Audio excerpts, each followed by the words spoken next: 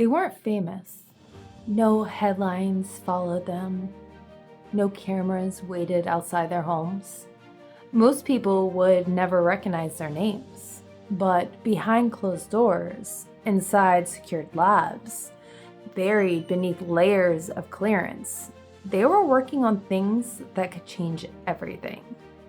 Energy, weapons, space, technology that doesn't officially exist yet. And now, some of them are missing. Some are unalived, and for the first time, even federal agencies are starting to ask, is this all just coincidence, or are we watching a pattern form in real time? Over the past few years, scattered reports begin to surface.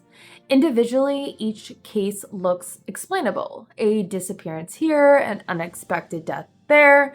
But when placed side by side, the similarities start to feel uncomfortable.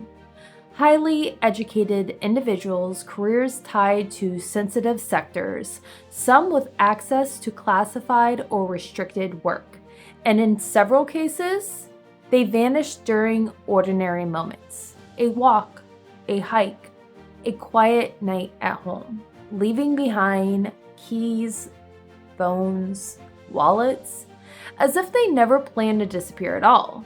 Some reports point to individuals connected to places like national laboratories, aerospace programs, advanced research institutions, and while each case is still being handled individually, there's one detail that refuses to go away. They all knew things most people don't.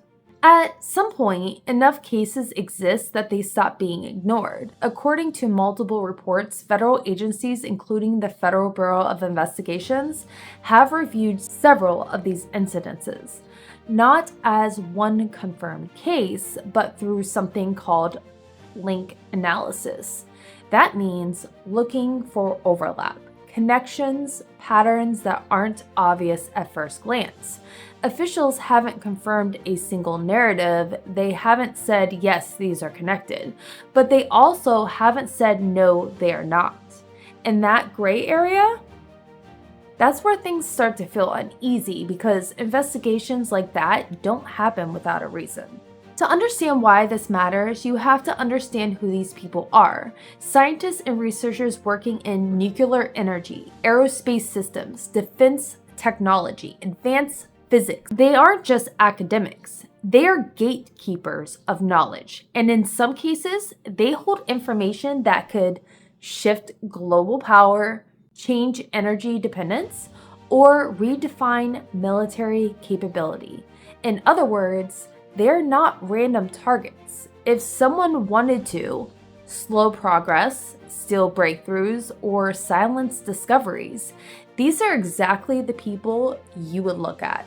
When patterns feel incomplete, theories rush in to fill the gaps. The most grounded theory, nations completely quiet, not through war, but through knowledge, targeting individuals instead of infrastructure, extraction, coercion, or removal. But what happens when research threatens trillion-dollar industries, existing energy systems, defense contracts? History has shown money doesn't just influence outcome, it protects itself. Now, this is where things turn darker. The idea that some research is never meant to be public, programs buried so deeply that even within governments, access is limited. And if someone steps too close or knows too much, they don't go public, they disappear. Some figures like Stephen Greer have long suggested that hidden programs exist beyond public oversight. Claims like that are heavily debated, but they persist because they tap into something people already fear, that not everything is meant to be known. This idea, scientists dying under strange circumstances, didn't start now.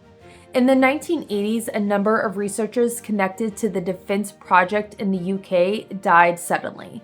Officially, unalives, accidents. Unofficially, questions that were never fully answered, because when multiple brilliant minds connected to sensitive work die within a short period of time, people start asking, Is it coincidence or is it containment? And here's the truth.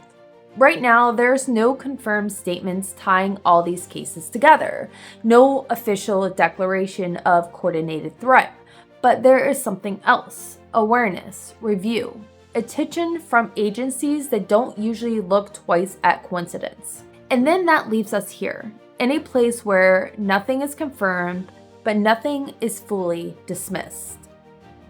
So, what are we looking at? A series of unrelated tragedies that happen to feel connected, a pattern our minds are creating because we want answers, or something quieter, more deliberate, happening just out of view? Because even if a small part of this is real, then the most unsettling thought isn't that people are disappearing.